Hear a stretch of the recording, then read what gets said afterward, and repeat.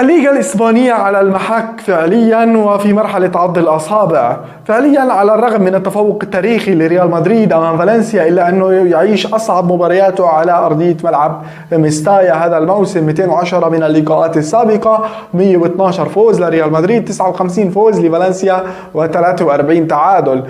فعليا فارق النقطة الواحدة بيصنع ضغط كبير جدا على اللاعبين وعلى الإطار الفني، وهو صعب نفسيا خاصة في المنافسات الطويلة مثل منافسات الليغا. وفعليا كمان لما بيكون الخصم المباشر أو الغريم المباشر برشلونة لاعب قبلك بيوم أو قبلك بساعات، هذا بيصنع ضغط إضافي لأنه بيخليك تشعر بأنه مباراة حاسمة وما بتقبل أي خطأ فعليا. وريال مدريد يعيش مباراة صعبة على ملعب صعب وخصم عنيد وليس لديه شيء ليخسره، لديه 23 نقطة في المركز السابع عشر، مع تمنياتي دائما بتوفيق للنادي الأبيض الملكي.